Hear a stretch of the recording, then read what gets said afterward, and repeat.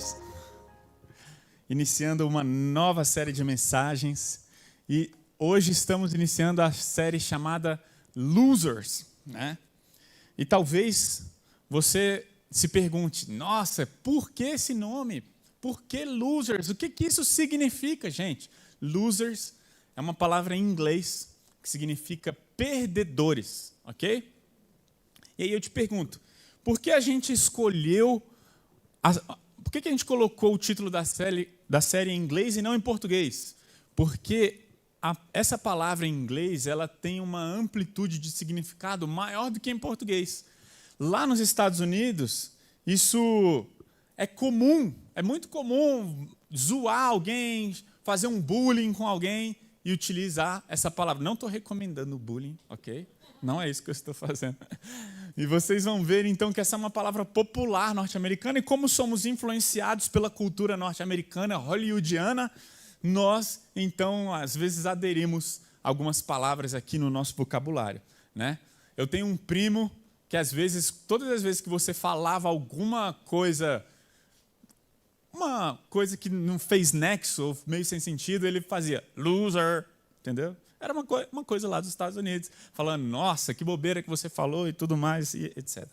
Então, algumas pessoas olham para isso e falam, eu ainda assim prefiro em português. Que bom que você prefere em português. Significa, então, perdedores, ok? Mas a gente vai continuar até o final dessa série falando losers, que significa perdedores. Mas algumas pessoas questionem o nome não por causa do inglês, mas por causa do significado. Porque talvez pessoas falem, perdedores? Como assim perdedores? Eu quero falar de vencedores, eu não quero falar de perdedores coisa nenhuma. E talvez na sua mente venha inclusive um versículo bíblico que fale que você não é perdedor coisa nenhuma. Você é o quê? Um vencedor. Na verdade, vencedor não. Você é muito mais que vencedor, que é Romanos capítulo 8, versículo 37. Nós somos mais que vencedores por meio de Cristo Jesus. Gente, e de cara eu quero trazer o texto. E olha em que contexto esse versículo está inserido. Paulo, ele está falando sobre a obra de Cristo Jesus. No versículo 1 do capítulo 8 de Romanos, ele fala, já não existe mais condenação nenhuma para quem está em Cristo Jesus. Nós somos pecadores, nós falhamos, a nossa carne é fraca, o bem que eu quero fazer eu não faço, e o mal que eu não quero fazer eu faço. Entretanto, não existe condenação para quem crê em Cristo Jesus. Versículo 1, ele já começa esse capítulo falando algo grandioso. Nós somos justificados por Cristo Jesus. Ainda que a gente fale, nós estamos justificados diante de Deus por causa da obra de Cristo. E ele começa a falar então da obra do Espírito Santo no capítulo 8. Uma curiosidade, Paulo fala 2 vezes sobre o Espírito Santo do capítulo 1 até o capítulo 7 de Romanos. E 20 vezes do Espírito Santo apenas no capítulo 8. Em breve, teremos, próximo mês, a série sobre o Espírito Santo e provavelmente a gente vai falar muito sobre o capítulo 8 de Romanos. E eu quero falar uma coisa para você. Paulo, nesse contexto, falando que somos declarados justos diante de Deus, por meio de Cristo, ele fala sobre o papel do Espírito Santo na nossa vida, ele fala que Cristo nos declara justos diante de Deus, e aí, por causa disso, ele fala, olha, ainda que você peque, Deus não vai deixar de te amar. Por quê? Porque ele te ama pelo que Cristo fez e não por causa das suas obras. E é nesse contexto que Paulo fala, diante disso, o que vai nos separar do amor de Cristo? Serão aflições, calamidades, perseguições, fome, miséria, perigo, ameaças de morte? Como dizem as Escrituras, por causa de ti enfrentamos a morte todos os dias. Somos como ovelhas levadas para o matadouro. Mas apesar de tudo isso, olha o versículo 37 aí, o famoso versículo. Apesar de tudo isso que enfrentamos e passamos, somos mais que vencedores por meio daquele que nos amou. Estou convencido de que nem a morte, nem a vida, nem os anjos, nem os demônios, nem principados, nem potestades, nem qualquer coisa da criação jamais poderá nos separar do amor de Cristo Jesus, do amor de Deus que está em Cristo Jesus, nosso Senhor. Percebam então, precisamos responder uma pergunta. Quem são aqueles que são mais que vencedores? Quem são? Quem são os mais que vencedores? São aqueles que se dispuseram a perder a vida por Cristo Jesus. São aqueles que são capazes de entregar a vida como ovelhas para serem mortas. Losers. Entendeu? Não, mas somos mais que vencedores. Quem é mais que vencedor? É aquele que entendeu e se abdicou dos prazeres do mundo, da sua vida terrena, para fazer a vontade de Deus, para viver os planos de Deus. Aquele que foi capaz de perder a sua vida por amor a Jesus. Por isso, esse é o propósito número 1 dessa série. É revelar uma ênfase do evangelho perdido em nossa geração. Nós estamos iniciando essa série, e no início dessa série eu queria falar que o propósito número 1 é falar que existe uma ênfase muitas vezes perdida. Quantas vezes pessoas vão na igreja em busca das vitórias? Não é verdade? As pessoas vão em busca do quê? Das glórias, das promessas, das soluções. Afinal de contas, é isso que as pessoas estão buscando. Só que Jesus, ele vem com uma ênfase, muitas vezes perdida. Eu não estou falando, presta atenção, eu não estou falando que não existem vitórias, alegrias. Não estou falando isso. Que não somos mais que vencedores. Nós somos. Mas só experimenta isso. Só experimenta as glórias descritas na palavra de Deus. Só experimenta as alegrias eternas os perdedores. E essa ênfase, muitas vezes, ela é perdida. Ela é esquecida. Segundo propósito dessa série, proclamar o verdadeiro evangelho de Jesus. Nós cremos que existe uma ênfase perdida e nós, como uma igreja bíblica centrada em Jesus, não abriremos mão, em nenhuma hipótese, em nenhum domingo, de pregar o verdadeiro evangelho de Jesus. Nós costumamos falar entre nós, os membros dessa igreja, a gente fala assim, olha, nós não queremos que ninguém se ofenda, queremos acolher as pessoas, queremos amar as pessoas, não importa quem elas sejam e como elas estejam, queremos que todas as pessoas que entrem por essa igreja, que participem do culto público dessa igreja, seja amada, acolhida e de alguma forma se sinta querida. A única coisa que pode ofender essa pessoa é o evangelho. Por quê? Porque o evangelho ofende. Billy Graham falava que o evangelho, ele não patrocina você, o evangelho, ele mata você. Jesus nos convida a morrermos, a matarmos o nosso eu, a sacrificarmos as nossas vontades. Esse é o verdadeiro evangelho e não abriremos mão de pregar o verdadeiro evangelho. Terceiro propósito, se a gente quer proclamar o verdadeiro evangelho de Jesus, por outro lado, a gente quer refutar o falso evangelho, o que não é o de Jesus. Ok? E por último, queremos capacitar a igreja no esforço de crescer à semelhança de Jesus. Nós nos esforçamos, como vimos no domingo passado, nós nos esforçamos dependentes do Espírito Santo. Deus nos chamou para algo maravilhoso. Nós temos um chamado incrível e queremos nos esforçar para, então, vivermos o chamado que Jesus tem para nós. Agora, como esse é domingo também de apresentação de bebês, início de série, mas também de apresentação de bebês, eu queria então começar falando de um relacionamento de pai e filho. Gênesis capítulo 22, versículos 1 e 2, dizem assim: algum tempo depois, Deus pôs Abraão à prova. Abraão chamou Deus. Sim, respondeu Abraão, aqui estou. O que Deus disse para ele? Deus disse, versículo 2, tome seu filho, seu único filho, Isaque, a quem você tanto ama, e vá à terra de Moriá. Lá, em um dos montes que eu lhe mostrarei, ofereça-o como holocausto. Gente, essa é uma história muito conhecida na Bíblia. Mas se você não conhece essa história, eu queria que você reparasse esse diálogo aqui eu queria que você prestasse um pouquinho de atenção. E o que está acontecendo, se você nunca ouviu essa história, o que está acontecendo é uma coisa extremamente esquisita mesmo. Deus vira para uma pessoa que segue a ele. Deus chamou Abraão, lá da terra de Ur dos caldeus.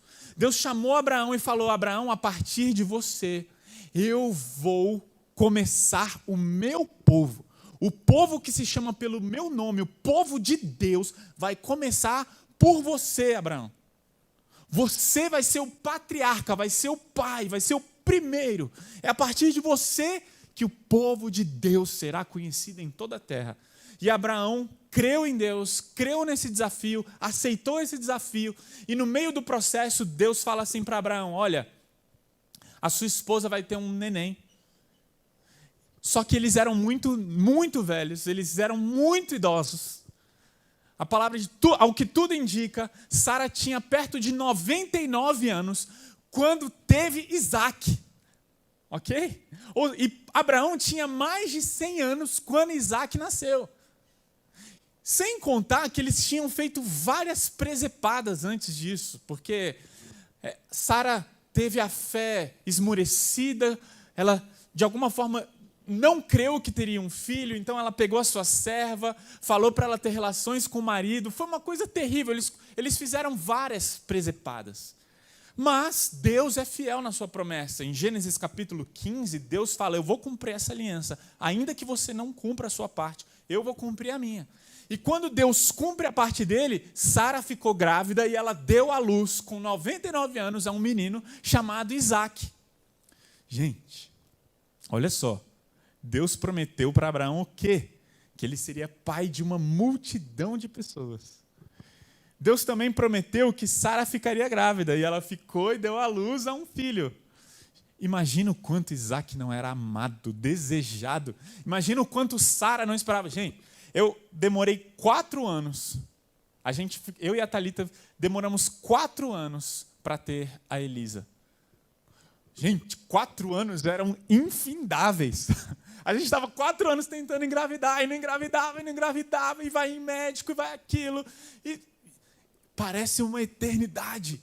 Quando chega a gravidez, a gente, uau, que coisa maravilhosa. É aquele choro para lá, choro para cá, abraça, e um monte de gente orando: obrigado, você orou pela minha filha. E quando a minha filha nasceu, eu acredito que nós batemos um recorde. Em 2 dias, nós tivemos mais de 54 visitas no hospital. Por quê? Porque tinham pessoas orando pela Elisa. A gente está orando para você conseguir ter um filho. Gente, por que eu estou contando essa história? Imagina Sara e Abraão. O quanto que eles não oraram, eles oraram muito mais, eles esperaram muito mais. Isaac era o cuti-cuti-biluteteia do papai e da mamãe. Era aquele filho que você queria fazer tudo, dar tudo, entende? Isaac era o queridinho, mas provavelmente ele foi tão amado, tão desejado, que talvez o amor de Abraão pelo seu filho fosse maior do que o amor de Abraão pelo seu Deus. E é nesse contexto que Deus pôs Abraão à prova. À prova do quê? Deus falou: vamos ver quem você ama mais. Se você me ama mais, ou se você ama mais Isaac.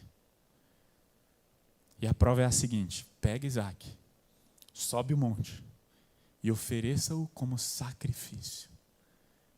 Aqui não tem, mas a partir do versículo 3 mostra que Abraão, calado, obedeceu. Pegou o seu filho, subiu o monte, pegou seus servos, pegou a lenha e foi lá ser aprovado na prova. Uma vez perguntaram para Jesus: mestre, qual é o maior mandamento? Respondeu Jesus: ame o Senhor, o seu Deus, de todo o seu coração, toda a sua alma, todo o seu entendimento. Este é o primeiro e maior mandamento. E o segundo é semelhante a ele: ame o seu próximo como a si mesmo.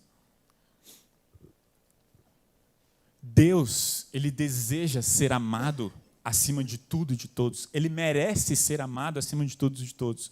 E antes que você ache Deus um carrasco, como que um ser criador cria pessoas para que Ele seja honrado e adorado? Antes que você pense isso e ache que Deus é maldoso e se ache o bonitão por ter feito isso, eu quero te dizer que Deus criou em nós um desejo tão profundo por Ele, que nós somos saciados e encontramos a verdadeira felicidade e alegria quando nos deleitamos nele.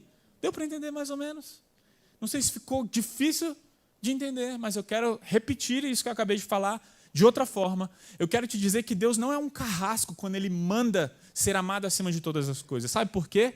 Porque quando amamos a Deus acima de todas as coisas, o nosso coração é finalmente, devidamente preenchido. É como se fosse um quebra-cabeça se juntando de maneira perfeita. Quando a gente ama a Deus, a gente encontra o verdadeiro deleite, alegria e plenitude na nossa vida. O nosso problema e o problema do pecado é realmente desejar a nossa vontade. Lembra de Eva? Eu quero fazer não o que Deus mandou, eu quero fazer o que eu mandei. Lembra do que a serpente falou para Eva? Se você comer, você vai ser como Deus. Eu não quero amar a Deus, eu quero ser Deus. Esse é o problema do ser humano. É que a gente quer se colocar no lugar de Deus. E quando falamos sobre amar a Deus acima de todas as coisas, nós precisamos entender a profundidade disso. Precisamos entender a profundidade disso. E uma vez, um pastor chamado Francis Chan, ele escreveu um livro que explodiu, ficou muito famoso, chamado Louco Amor. E o Francis Chan, ele conta, eu não sei se foi exatamente nesse livro, eu acho que foi num livro sobre casamento, na verdade, Você e Eu para Sempre. E o Francis Chan, ele conta que as igrejas, de maneira equivocada, ensinaram os cristãos a amar a Deus de maneira equivocada. Francis Chan, ele falou, olha, tem um monte de igreja ensinando as pessoas a amarem a Deus de maneira errada. E ele explica, quantas pessoas nunca viram a lista de prioridades feita nas igrejas? Você já viu isso aqui, mais ou menos? Ó, vamos fazer uma lista de prioridades da nossa vida. Qual é o item 1 da lista? Deus. Não sei se você já viu isso. Se você não viu, está vendo pela primeira vez. Eu quero te dizer que eu já vi várias vezes isso aqui, desde quando eu cresci na igreja, desde quando eu era pequenininho. Qual é o item 1 da lista? Deus. Qual é o item 2 da lista? Família. Aê, olha o pessoal da lista aí. Família. Né? Então vamos criar a lista de prioridades. Em primeiro lugar está Deus, em segundo lugar está a família, em terceiro lugar, aí é difícil, né? Trabalho. Aí o pessoal ficava, não, é igreja, não, né? Você já viu isso? Cara, eu fiz várias vezes esse negócio. Aí, igreja, não sei o que, etc. Aí, não sei o que, aí o cachorro, o papagaio. E o Francis Chan falou, cara, isso aqui é um absurdo. Isso aqui não faz sentido à luz do que nós acabamos de ler. A gente acabou de ler Gênesis 22, falando que Abraão foi colocado à prova em relação ao amor dele por Deus e ao seu filho. A gente acabou de ver Jesus falando, olha, o maior mandamento é me ame com toda a sua força, todo o teu coração, todo o teu entendimento, com tudo que você tem. E o Francis Chan, então, ele vira e fala, sabe como é que deve ser feita a lista de prioridades? Em primeiro lugar, Deus. E depois, coloca Deus lá em cima, e depois lá embaixo. Aí você coloca o que você quiser.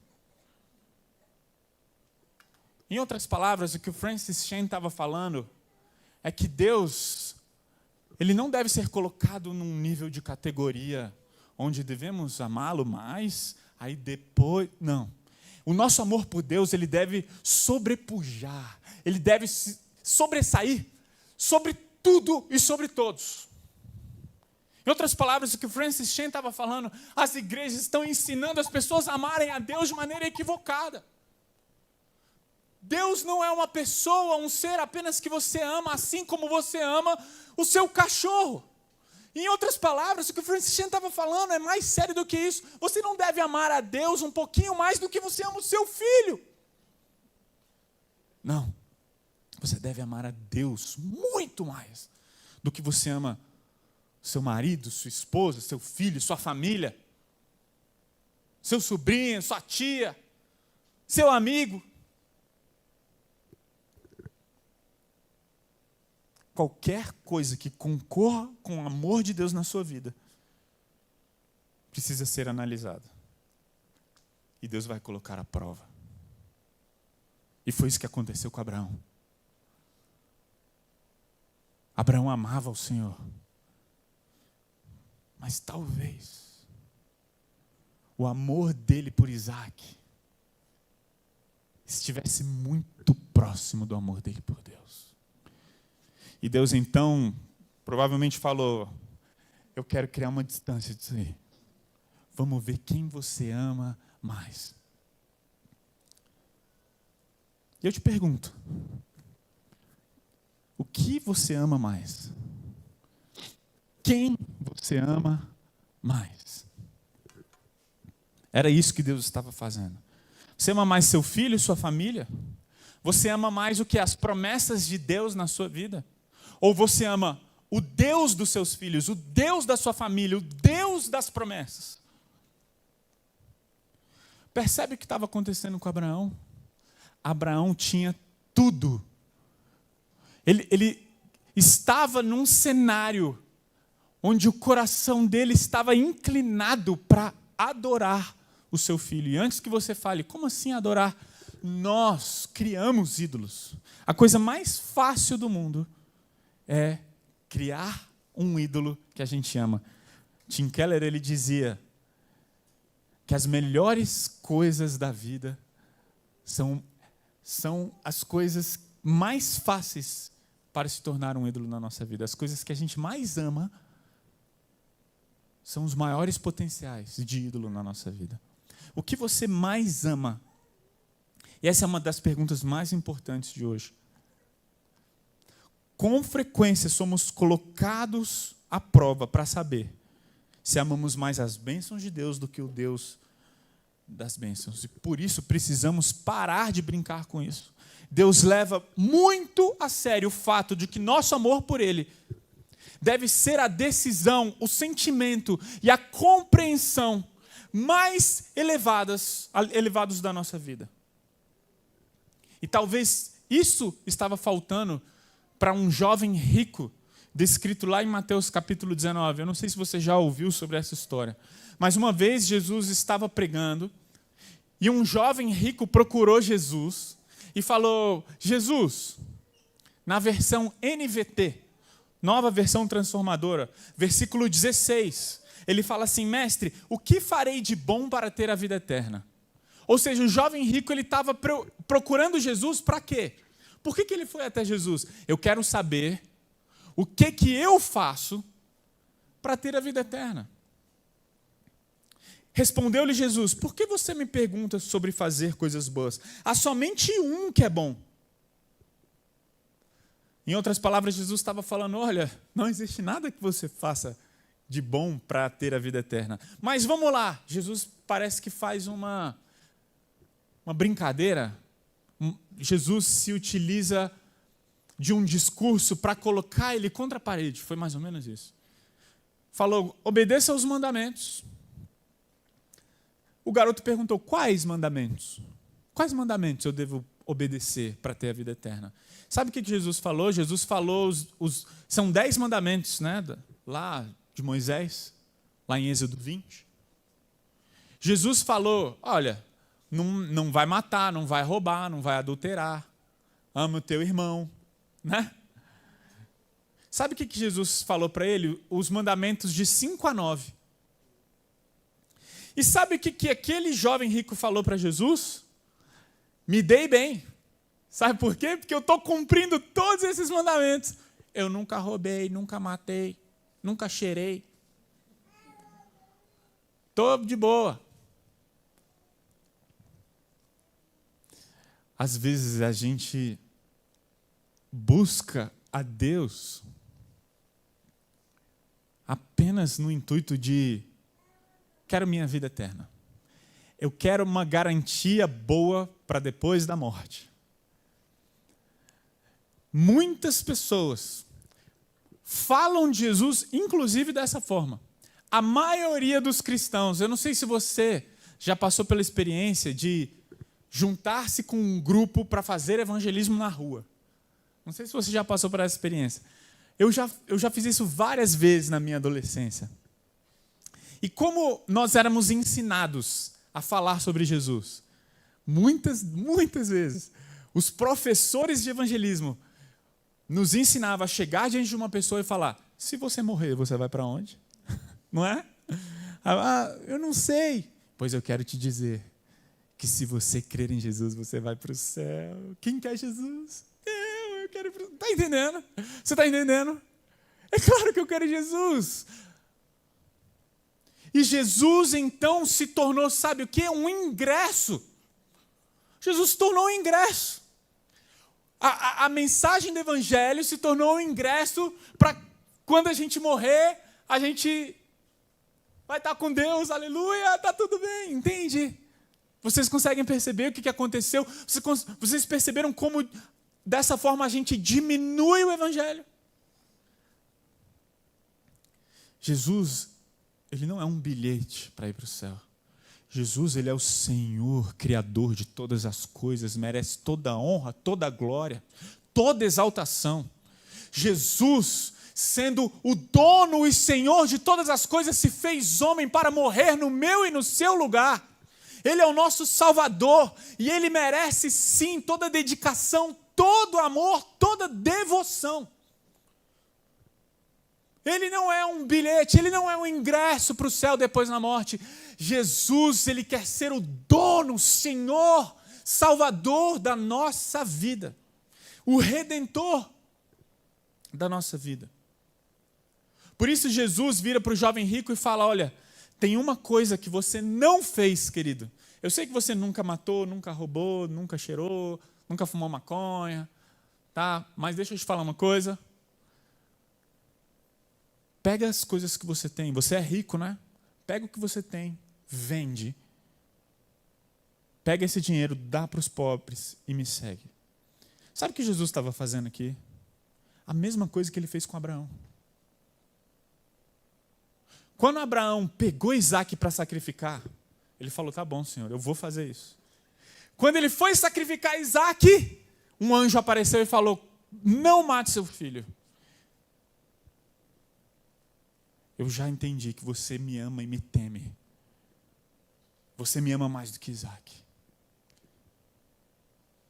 O que Jesus estava falando para aquele jovem rico é: o que você ama mais? Quando o jovem perguntou quais mandamentos, Jesus não falou o primeiro. Ame o Senhor, o teu Deus, acima de todas as coisas. Aquele jovem rico amava mais as suas riquezas do que a Deus.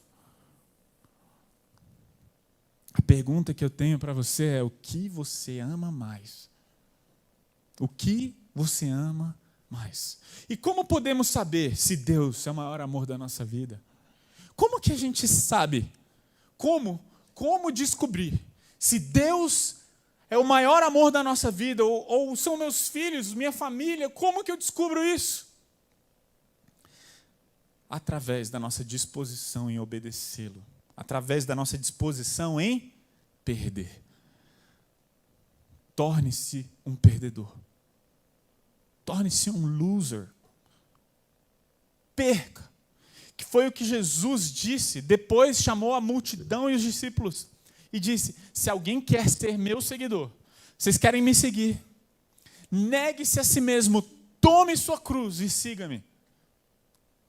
Se tentar se apegar à sua vida, a perderá.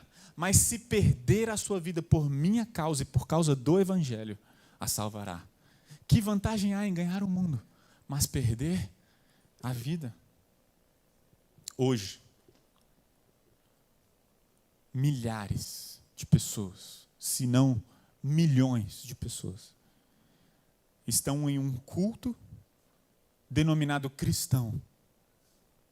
Hoje, nesse exato momento, milhões de pessoas estão em um culto público, um culto cristão público. E eu te pergunto: por quê? o que elas estão fazendo ali. Por que você saiu da sua casa para vir aqui hoje? Muitas pessoas, na época de Jesus, saíram das suas casas para ouvir Jesus. Muitas pessoas. Se a gente for ver aqui, depois chamou a multidão. Tinha uma multidão seguindo Jesus. E eu pergunto, por quê? E um dos primeiros motivos pelos quais pessoas seguiam a Jesus naquela época é porque Jesus, ele era o dono do McDonald's da época. Ele distribuía McFish, pão e peixe. Sacou? Ele multiplicou os pães e os peixes. E ele dava McFish para geral. 5 pães, 2 peixinhos, tendo dado graças, começou a partir, e de repente, aqueles 5 pães e 2 peixinhos alimentou uma multidão de mais de 5.000 homens, fora mulheres e crianças. Isso não aconteceu apenas uma vez, isso aconteceu 2 vezes. E ele multiplicou os pães e os peixes. Jesus distribuía McFish de graça para todo mundo. E as pessoas faziam o quê? Iam ver lá Jesus. Não apenas ouvir Jesus, elas iam se alimentar, comer o seu McFish. Aí, lá em João capítulo 6, nos primeiros versículos, conta quando Jesus multiplicou os pães e os peixes. E no final do capítulo, Jesus ele continua o seu discurso, ele fala, olha, eu digo a verdade, se vocês não comerem a carne do Filho do Homem, não beberem o seu sangue, não terão vida em si mesmos. Todo aquele que come minha carne e bebe meu sangue tem a vida eterna, e eu o ressuscitarei no último dia. Aí Jesus começou a falar, depois que ele distribuiu o McFish para todo mundo, ele começou a falar essas coisas aqui, aí o pessoal falou, oxe, que negócio esquisito, canibalismo? Comer do corpo de Jesus, beber do sangue de Jesus, o que esse cara está falando? Só que as pessoas que estavam entendendo que aquilo não era canibalismo, estavam percebendo, vocês vão ter que pagar o preço que eu paguei, vocês vão ter que viver de acordo com o que eu vivo, vocês vão ter que me obedecer. Se vocês querem ser meus seguidores, se vocês querem falar que são cristãos e discípulos, vocês vão ter que começar a cumprir tudo o que eu falo. Vocês vão ter que beber o que eu bebo. Vocês vão ter que sofrer o que eu sofro. Vocês vão ter que se dispor a derramarem o seu próprio sangue. O que aconteceu? Ao ouvirem isso, muitos dos seus discípulos disseram, dura essa palavra. Quem pode suportá-la? Daquela hora em diante, muitos dos seus discípulos voltaram atrás e deixaram de segui-lo. Por que você está aqui? Você veio atrás de McFish? Ou você veio atrás de um casamento restaurado, aleluia? Ou você veio atrás das promessas do Senhor na sua vida? Ou você veio atrás do quê? Do quê? Das bênçãos de Deus? Talvez você precise de um emprego novo e você está aqui buscando um emprego do Senhor na sua vida. Talvez você precisa de um relacionamento e você veio buscar os relacionamentos abençoados do Senhor na sua vida. É para isso que você está aqui. Porque Jesus virou para os seus discípulos e falou, quem não comer da minha carne, não beber do meu sangue, não pode ser meu discípulo. Dura essa palavra. Marcos 8, como acabamos de ler, Jesus falou, olha, deixa eu deixar claro o quê? Se alguém quer ser meu discípulo, tome a sua cruz. Só que a cruz, para nós, não faz tanto sentido como a cruz para eles. Naquela época, existia sentença de morte, existia pena de morte. Tanto é que Jesus recebeu uma pena de morte. Entretanto, a pior morte da época era a cruz. Ou seja, hoje, na nossa cultura, eu não sei se você tem conhecimento disso, existe uma ala nas cadeias que são separadas dos outros criminosos. Então, imagina, existe uma série de crimes que pessoas cometeram e elas estão presas por causa desses crimes. Mas tem uma ala que ela é separada, a dos Jack. Sabe quem são os Jack? Jack, eles falam estripador, mas estupradores. E os próprios criminosos, os assaltantes de banco, eles falam, eu sou assaltante, mas não sou Jack. Entende? Ele se acha melhor. E sabe por que tem uma ala separada? Porque senão os outros criminosos vão bater e machucar aquelas pessoas. Porque eles falam, roubar pode, estuprar, jamais. O que eu estou querendo dizer com essa história de Jack? Naquela época a cruz era para os piores. Quando Jesus vira e fala assim, você quer ser meu discípulo? Tome a sua cruz. Isso era uma coisa cruel, isso era uma coisa repulsiva. Peraí, você está maluco? Tomar a cruz? Você está falando que você é um bandido, Jesus? Eu imagino que pessoas ouviram aquilo e falando, o que você está falando? Você vai matar alguém? Por que tomar a cruz? Em outras palavras, Jesus estava falando, olha, você vai ter que perder a sua reputação. Vai ter perseguição, pessoas vão querer te matar por mim, por ser meu seguidor. Então é isso mesmo.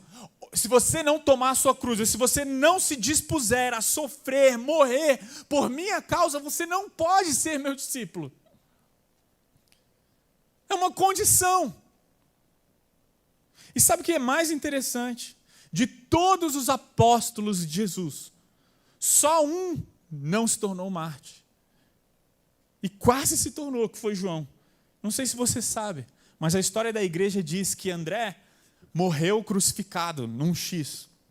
Bartolomeu, ele foi esfolado vivo, depois crucificado de cabeça para baixo. Filipe, ele foi enforcado. João, lançado em um cadeirão. E aí, só que ele sobreviveu. Judas morreu como mártir na Síria. Mateus, morto à espada. Matias, aquele que substituiu Judas, o Iscariotes, Matias foi apedrejado, depois decapitado. Simão Pedro, crucificado de cabeça para baixo. Tiago e Tomé, crucificados. O Tiago, irmão de João, passou pela espada, foi morto à espada, e Tomé foi atingido por uma lança. Todos os seguidores de Jesus se tornaram mártires, foram perseguidos. Por quê? Porque criam em Jesus. É por isso que em Lucas 14 diz, uma grande multidão ia acompanhando Jesus. Este, voltando-se para ela, disse, se alguém vem a mim e ama seu pai, sua mãe, sua mulher, seus filhos, seus irmãos e irmãs, e até sua própria vida mais do que a mim, não pode ser meu discípulo. E aquele que não carrega sua cruz e não me segue, não pode ser meu discípulo. Qual de vocês... Agora presta atenção, que isso aqui é uma parábola que Jesus conta.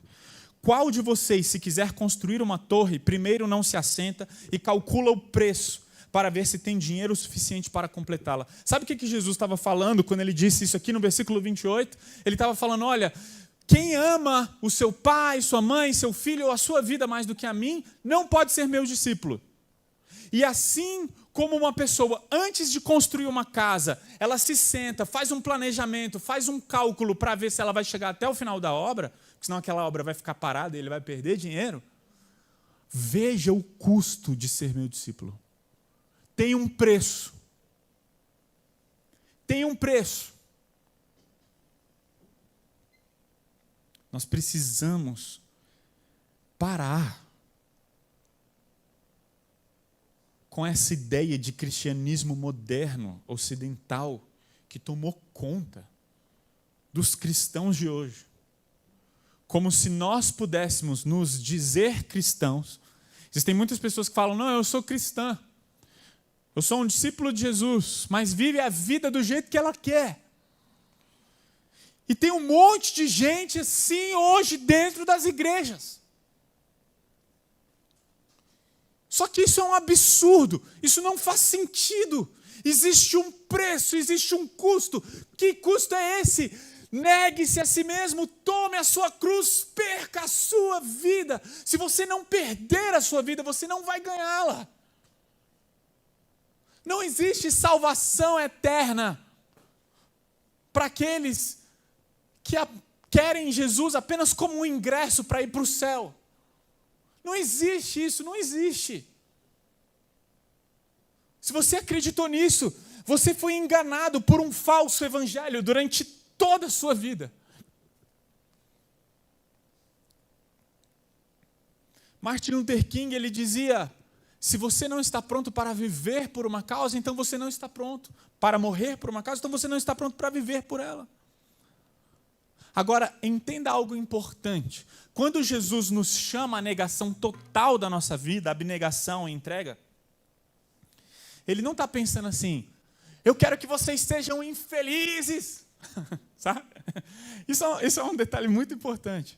Porque talvez algumas pessoas ouçam essa série, losers, perdedores, e falam: você está falando que a gente tem que ser infeliz, é isso?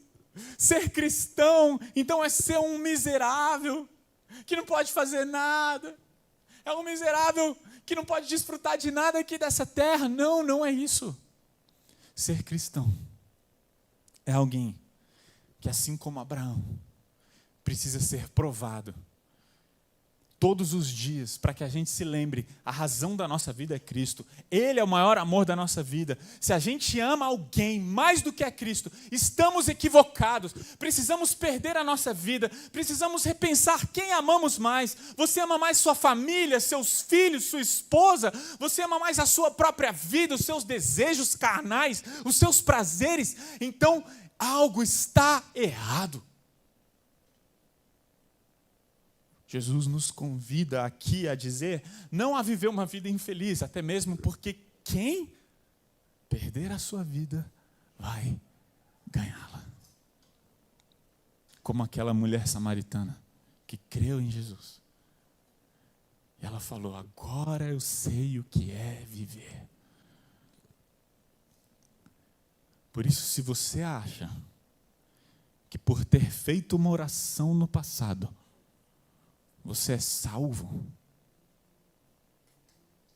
eu lamento te informar a possibilidade de você ainda não ser. Eu não estou afirmando que você não é. Mas eu estou te falando, talvez você não seja. Porque cristianismo não é um dia, num culto, levantar a mão e fazer uma oração.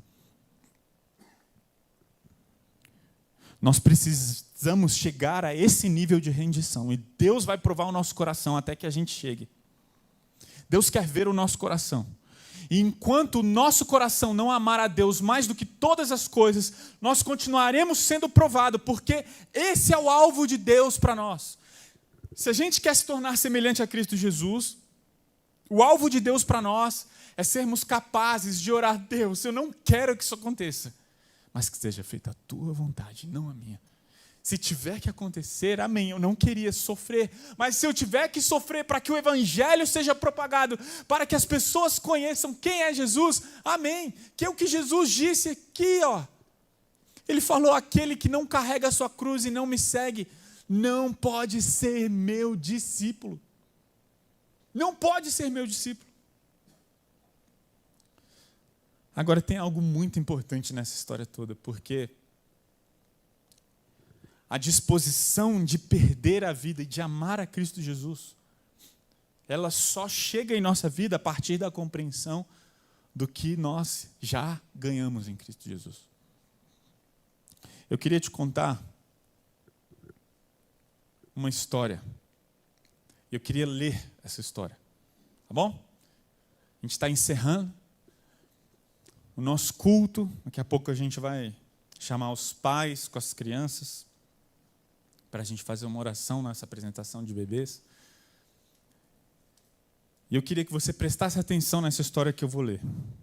Essa história, ela está num livro chamado Siga-me, do David Platt. E ele diz assim: Ayan é uma menina chamada Ayan, faz parte de um povo que se orgulha de ser 100% muçulmano. pertencer à sua tribo é ser muçulmano. Tanto a identidade pessoal dela, quanto sua honra familiar, seus relacionamentos, sua posição social são aspectos intimamente entrelaçados com o islamismo. Simplificando, se Ayaan algum dia abandonar sua fé, imediatamente perderá a sua vida. Se a família de Ayaan eventualmente descobrir que ela não é mais muçulmana, cortará sua garganta sem questionamentos ou hesitação. Agora, imagine-se conversando com ela sobre Jesus. Ok? Estão comigo? Ayaan, se ela abandonar a fé dela, ela será morta. Ela será discriminada, ela será perseguida, ela vai ser afastada da família, vai perder o seu emprego, ok? E aí você vai falar de Jesus para ela, ok? Estão comigo?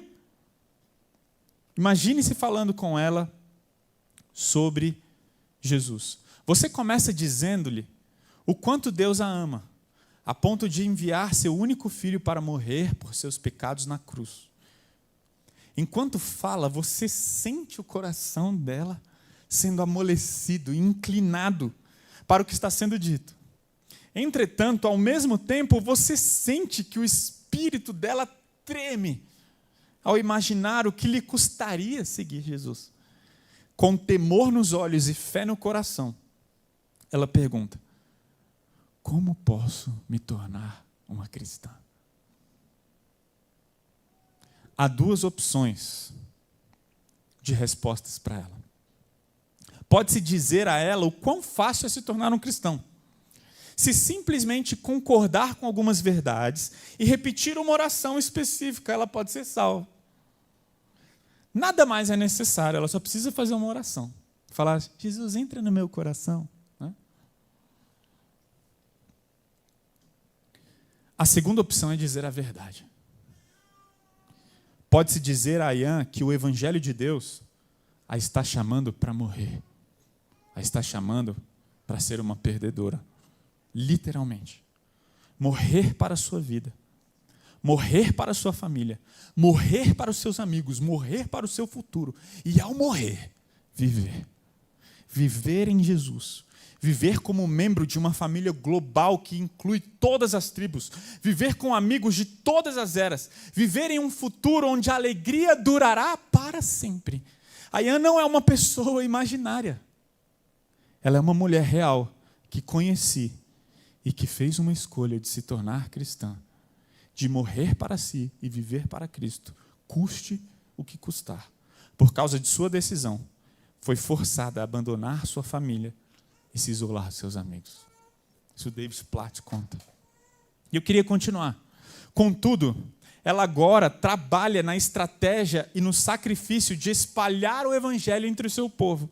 O risco é alto, já que todo dia ela morre novamente para si, a fim de viver em Cristo. Sua história é um lembrete claro de que o chamado inicial de Cristo é um convite inevitável para morrer. Tal chamado tem sido claro desde os primórdios do cristianismo. 4 pescadores estavam à beira do mar. No primeiro século, quando Jesus os abordou: sigam-me, disse Jesus, e eu os farei pescadores de homens. Com isso, Jesus convocou aqueles homens a deixar para trás suas profissões, suas posses, seus sonhos, ambições, famílias, amigos e segurança. Ele ordenou que abandonassem tudo. Se alguém quiser acompanhar-me, negue-se a si mesmo, disse Jesus repetidas vezes.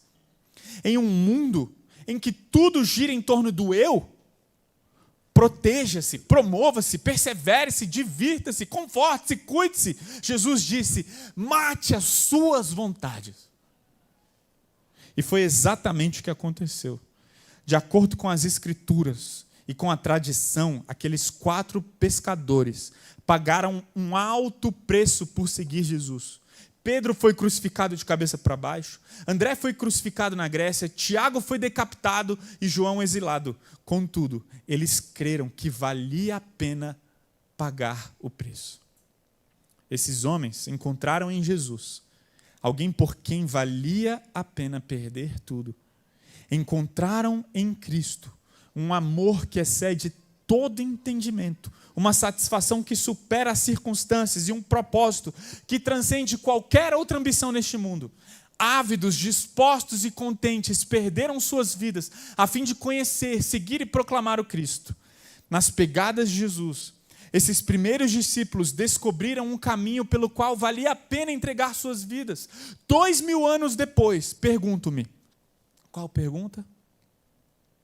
Quanto nós nos distanciamos desse caminho? Em algum ponto, entre correntes culturais oscilantes e tendências de igrejas populares, parece que reduzimos a convocação de Jesus ao abandono total. Parece que agora Jesus nos convida apenas ao abandono parcial. As igrejas estão cheias de supostos cristãos que parecem satisfeitos em ter uma ligação casual com Cristo, mantendo aderência nominal ao cristianismo. Muitos homens, muitas mulheres, muitas crianças foram ensinados que se tornar um seguidor de Jesus implica simplesmente em admitir determinados fatos e dizer certas palavras. Mas isso não é verdade. Discípulos como Pedro, André, Tiago, João e Aian nos mostram que o chamado para servir Jesus não é simplesmente um convite a fazer uma oração. É uma convocação a perder a nossa vida. Nós fomos chamados a perder a nossa vida.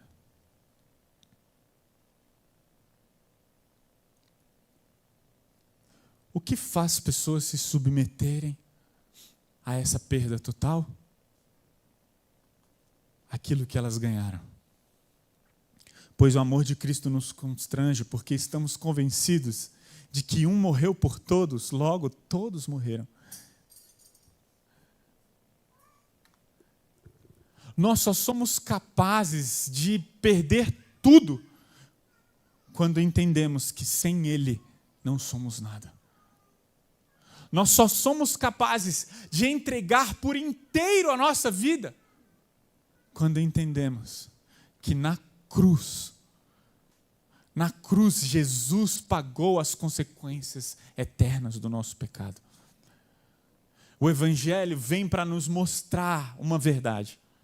Nós não somos merecedores do amor e da graça de Deus. Não somos.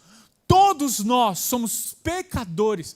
E como pecadores temos consequência, a morte eterna, o afastamento de Deus. E precisamos parar de ouvir isso que eu estou falando agora, que se chama Evangelho, como se fosse uma história que nós já sabemos. Porque essa é a história que mudou a nossa vida para todo sempre. Cristo Jesus, Ele não veio nos dar um ingresso para o céu, Ele veio nos dar um relacionamento com o Pai. Em Cristo Jesus podemos ter vida de verdade. Pare um pouquinho, converse com pessoas aqui que amam a Jesus mais do que tudo, e você vai ouvir testemunhos de pessoas que entenderam que estavam completamente perdidas, mas agora elas foram achadas. Existe um novo propósito, existe uma nova vida, uma nova identidade. Foi assim com a minha vida, e eu tenho certeza que foi assim com a vida de muitos dos meus irmãos que estão aqui. A nossa vida não é mais sobre nós. Ele morreu para que aqueles que vivem aqui já não vivam mais para si, mas para aquele que por eles morreu e ressuscitou. A nossa vida não é para a gente. E foi por isso que Paulo falou lá em Filipenses 3, a gente vai ver isso em outras mensagens mais para frente, mas o que para mim era lucro passei a considerar como perda por causa de Cristo. O que para mim era ganho, agora se tornou perda. Pare para pensar em todas as coisas que para você são incríveis. Se alguém tivesse uma varinha de condão aqui, ok? E você tivesse 3 pedidos, imagina o gênio da lâmpada.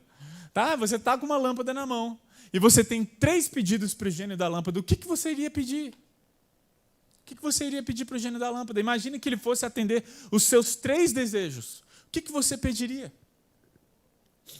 Paulo, depois de conhecer a Cristo, ele pediria coisas diferentes. Porque o que para ele antes eram coisas incríveis de serem pedidas, agora aquilo ali é perda. Aquilo ali já não faz tanto sentido. Entende? E ele fala mais do que isso, considero tudo como perda, quando eu comparo tudo que eu ganhei na minha vida com a suprema grandeza do conhecimento de Cristo Jesus, por quem perdi todas as coisas, e eu a considero como esterco para poder ganhar a Cristo. Entende? Gente, daqui a pouco as crianças vão entrar, mas eu quero que você se concentre em algo. A gente está no finalzinho da mensagem. Eu quero que você perceba algo, eu quero que você reflita sobre algo. Deus nos chama a um comprometimento muito maior do que muitos de nós cremos ou acreditamos. Você não foi chamado a fazer uma oração apenas. Você não foi chamado apenas para ir para o céu. Você foi chamado a negar a si mesmo, tomar a sua cruz, a parar de amar filho, filha, pai, mãe, sua vida, mais do que o próprio Deus. E é por isso que em 2 Coríntios capítulo 4, Paulo diz: por isso não desanimamos, embora exteriormente estejamos a desgastar-nos, interiormente estamos sendo renovados dia após dia, pois os nossos sofrimentos, leves e momentâneos, estão produzindo para nós uma glória eterna que pesa mais do que todos eles. Ainda que eu seja perseguido, ainda que eu seja maltratado, ainda que eu passe por sofrimentos, ainda que eu passe por muitas dificuldades, nada se compara ao conhecimento de Cristo Jesus. Esse é o convite. Talvez a gente ache duro. Nossa, dura essa mensagem. Mas quem perder a sua vida vai achá-la. Você quer ganhar a sua vida? Então perca.